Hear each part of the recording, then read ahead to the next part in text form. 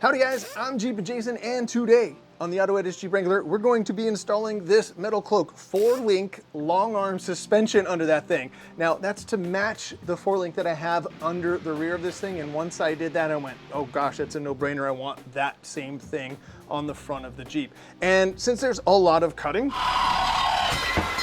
a lot of grinding, let's just get busy. Let's get going. I'll explain a little bit more about this as we get up underneath the Jeep and just get our work done. What we got here is a good old-fashioned AutoEdits garage install. Cut to the montage.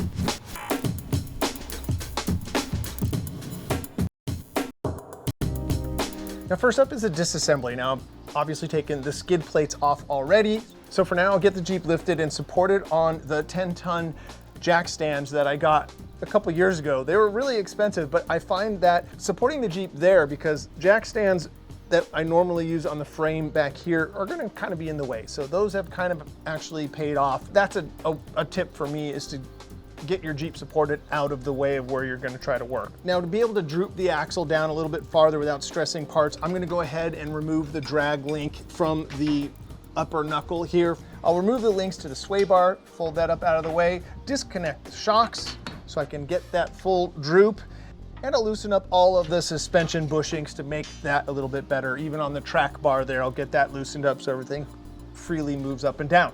This is why I like doing it this way, getting all my springs out and everything out of the way so I can really dial in the measurements. And this is the thing that takes your installs up to the next level. It's like, we really want to make this right. So I'm going to take a few references. I pre-measured the spring height. That was 14.5 inches, but since I'm putting a spacer in there, I'm guessing it's going to give me an extra ½ inch. So I have it now at 15 inches simulated ride height at the moment. Remember, when you're setting your caster angles and stuff like that, it's all relative to the ground that you're sitting on and the frame. Right now, I know the Jeep drives fantastic, so the caster I have in it now, I want to just replicate that. So right here on the top of the ball joint, there's a machine surface that should be an accurate representation of your caster. I have that about 9.9 sitting here in this form, so that's where I'm gonna aim it to and not move everything as I get my new arms attached. So that way I know I'm in the ballpark. And that right there is the difference between just slapping this stuff into a vehicle and making it excellent. And just to explain why I'm just sweating profusely, well, it's 99 degrees sitting here in my garage right now. It's very warm out here in Southern California today, but doing Jeep things is a good thing. So if you don't mind the sweat, we'll just keep going. I've been running the Metal Cloak lock and load radius arm kit on the front of my Jeep for a little over 5 years now, and have been very happy with it. But after experiencing how good the 4-link feels, I knew this is the way. All right, old arms are out. Now things are gonna get interesting because we gotta fight for some room here. So we gotta do this exhaust loop delete. So this right here, if you guys didn't know what that's for, this right here makes it equal length for both sides. That is just better for performance when you have an equal length exhaust tube, and so that's why that is here. Well, we're going to sacrifice that for the room to have our arm mount up in here. Now if you had a stock Jeep, you would be cutting this bracket off right here. This is the stock lower control arm mount. And then this is the stock upper control arm mount. Now, one of the reasons why I leaned towards the radius arm install before, which were those arms, is that you didn't have to cut this one off. It was just the easiest thing to get long arms on here. But to do it right, to get a 4-link, we need to get all this room. So we're gonna have to cut this arm off, and then this area right here where I cut and ground down, well, that has to go actually absolutely smooth through the frame. So that means we got a lot of work right here. So for the time being, we're gonna take our old radius arm mounts off. There are 2 bolts here that go into the cross member. So we want this out of the way so we can now start grinding and prepping our frame. The exhaust loop was first to go. Most delete kits have you cut the exhaust about 3 inches from the catalytic converter, and then unbolt the flange just before the Y pipe. Pro tip, start soaking those bolts with penetrating oil days before you attempt this. Now it's time for the hard grind. I discovered the easiest way to remove the lower mounting plates was to make a cut around the inside of the weld, and it will just fall right off. Then, hunker in and grind the remainder smooth to the frame. For the upper mount, I started with a cutoff disc along the lower edge and finished with a sawzall for the upper half, tracing through my existing cut on the bottom of the bracket. Here I am, surprised this is actually working and forgetting that my face shield is laying on the ground next to me. As the bracket whizzed by my head, I said a quick thank you to my guardian angel and quickly put my face shield back on. Whoopsie. Then it was time to just grind that upper bracket fairly close to the frame, but not completely off. All right, the worst part is finished. So you can see here we're in pretty good shape. The big warning I have for you here is obviously you want your loop, your exhaust loop out of the way to give you the room. These are your brake lines right here, okay? So these are both go to the rear wheels on this thing. And a quick tip is to pull that out of its clip and push it up as high as you can out of the way. Because even here, I'm just getting tired. My arms are just getting fatigued, and I nicked it with, thankfully, just the sanding, the flat disc. So you can see I actually just scraped it. I didn't go into it, just scraped some of the paint off of it. I'll be able to repaint that, but that is your big warning right there, is just be careful of those things. So little tip, pull it out of this clip here and then push it on top of that clip to just give you that extra inch of room that you're gonna need. Finally ready to clean this up and put a coat of paint on it.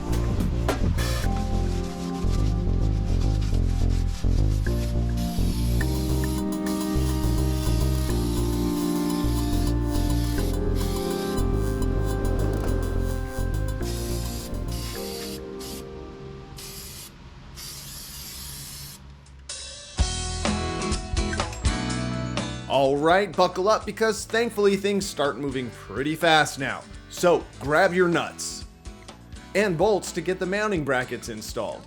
There's a crush sleeve to install through the frame right here if you're starting from stock. Mine's already in place from the last go round. Then stuff this monster flag nut combo into place, capture it with bolts for the time being, support the transmission crossmember with a jack, and heave the lower bracket into place. Passenger side gets the bolts through the bracket and nuts tightened from the back. Once the lower mount is secured, hold the upper bracket into place and mark the single hole we need to drill and run a 1/2 inch bit through that thing. I like to paint any bare metal and then start evenly snugging that bracket down. Now it wouldn't be a Metal Cloak long arm install without a deep send flag nut here. So we'll come in from the frame, outside of the frame right there by the front tire, and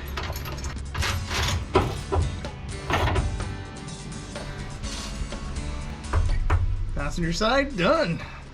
Here on the driver's side, you can see I put the brake line back in its little clamp here. Everything looks satisfactory. So I got the jack supporting the cross member and just enough lift on it to make those go in and out. Only deviation on the driver's side is the bolts go from the back of the crossmember and nuts tighten from the inside of the bracket. Otherwise, lather, rinse, repeat. I then loosened up all the connections on the exhaust Y-pipe. Hopefully, you'll be thanking yourself like I was for spraying tons of penetrating oil on all of that hardware. Wrangle the loop delete pipe into place. I'm using the AFE brand and it feels like a quality unit. Make sure your exhaust is perfectly aligned and equally tighten all of the bolts. Exhaust, solid. You want to be able to bang your exhaust like that and not hear any clanks all the way down. And we got plenty of room here.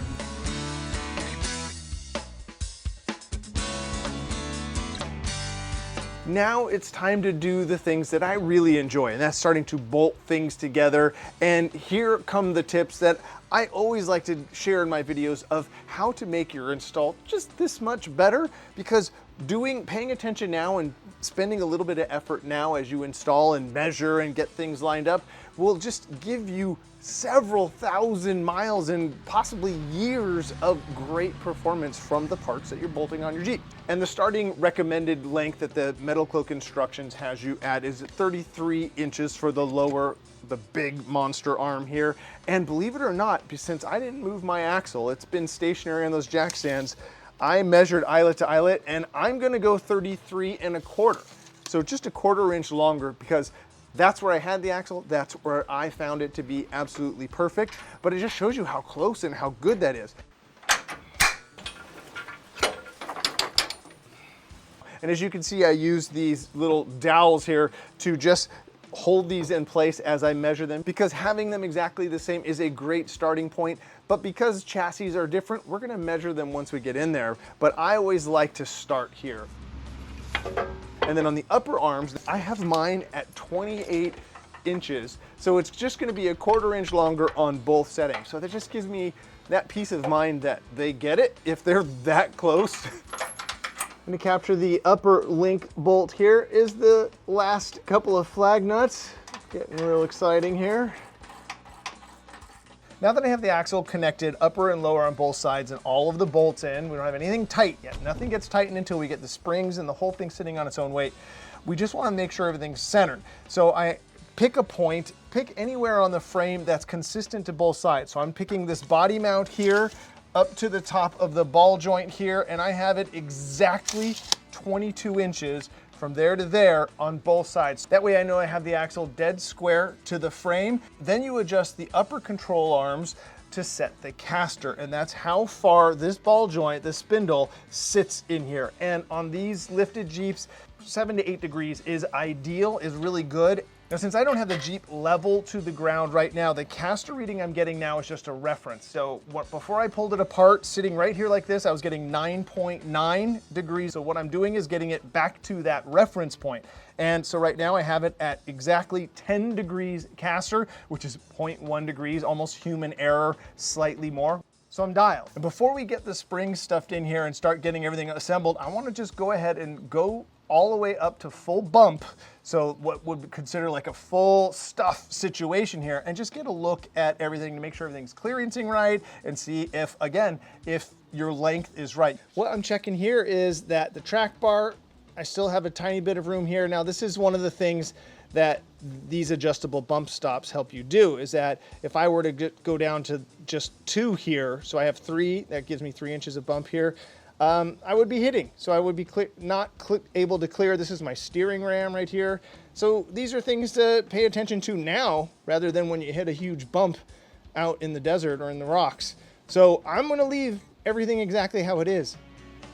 And I'll do a final centering of the axle once we get the springs in and the thing at ride height, and that's adjusting this one right here. And since we're changing the ride height, we're definitely gonna have to recenter the axle in here, and then we'll have to readjust our steering. But right now I think we're good. I think it's ready to put springs in and put it on its own weight. Whew.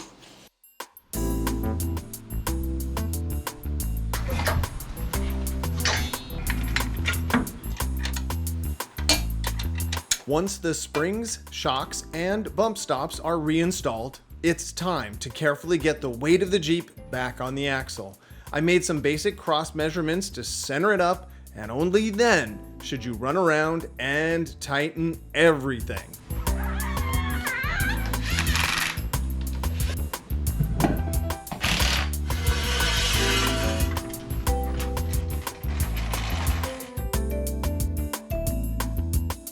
Couple of notes. While I was adjusting the steering alignment, I discovered a crack in the tie rod clamp, so I swapped in a new piece there. Always keep your eye out for that stuff. And you may have noticed, I spent a few minutes cleaning things up a bit. Looks pretty nice, wouldn't you say? I get asked all the time how to keep the naughty under bits of my vehicles clean. Well, this is the basic kit here. So super clean and a stage 2 or stage 3. Anybody remember the different stages of shop rags? Rag to get all the dirt and gunk and grime off. And then I'll use a combination of, well, this is my newest, this is the best chassis paint I've ever used. So this is the Seymour Big Rig Black. Get yourself a couple cans for your shop to have that. And I also used, this time I was experimenting with the Seymour MRO. This is just a high solids cover and rust protector. So I really like this stuff, but I think just to simplify, get the Big Rig for your shop. This stuff matches the chassis and the axle paint exactly. It's amazing. And then I end up coming through, I used to use the Lucas Toolbox Buddy, but I'm back to WD-40 in a spray bottle like this now. I just ran it. They don't make the Lucas Toolbox Buddy. And that's the final cover, and that's how I cleaned my springs and made everything just look really nice and have a little bit of layer protection. And then pick yourself up a set of Bones gloves. I've been using the combination of the Gorilla Grip and the Bones, but I'll put all this stuff in my Amazon store, so I'll put a link in the description in the top comment. And if you buy anything starting from that store, that helps the channel, so thanks a ton for that ahead of time. But this is the basic kit of how I keep my chassis looking super fresh.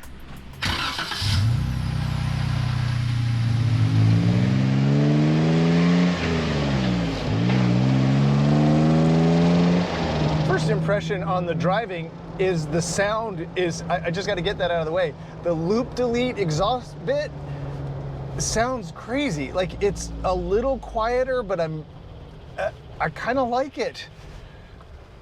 Okay, that's out of the way.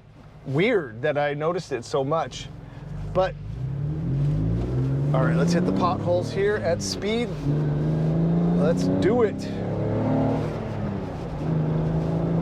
And first one.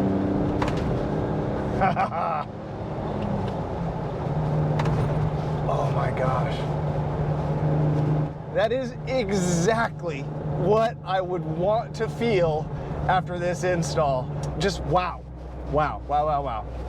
I knew it was going to be amazing over the road. Just, you can't not, by putting all of this correct geometry and the long arm on here, and you have all that better leverage and balance and geometry, you kind of just dream for it to be this good. And thank goodness it is. The one thing I kind of notice is that it seems to have a lot more leverage over the shocks. Now my shocks are, what, 6 or 7 years old, and I've never had them rebuilt, and they're an older valve stack in the six-pack, and they've refined that or updated that over these last few years. I think it's time to send them in and get them dialed into the modern stuff, because this suspension will command your shocks to do good things. Turning feels good. My on center is great. So having all that caster in there helps do that, helps the return to center. Even with a hydraulic ram assist like this thing has, having that come back to center like that, no death wobble, being stable over the road, makes this very nice. Look at this, hitting the bumps, the wheel, the thing just is so happy, so stable. And I hoped for this after this install. It was a lot of work. I would plan a weekend for the front and a weekend for the rear long arms if you were gonna do this yourself like me. That seems like the best install tip I could give. Don't rush it. Take your time, do it right. And yes, it is time. My goals are get this thing out into the dirt, drive it over some rocks, and see how she does. The Jeep's the best it's ever been. Now to check out the install, like I always do, I have this little section of curbs here, and I'll just bash it over these curbs kind of crosswise and listen.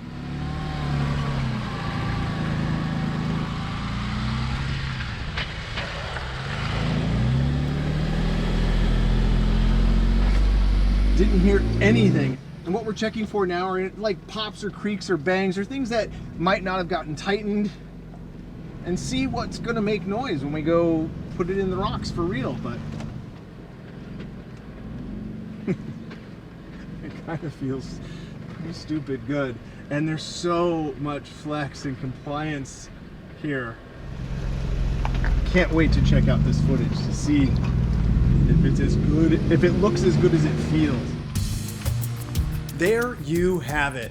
Bolt-in 4-link long arm suspension, front and rear for the AutoEdits Jeep Wrangler, and I'm loving it. Hopefully there are some dirt miles coming up soon for this rig, and as usual, thank you so much for watching, and until next time, enjoy your drive.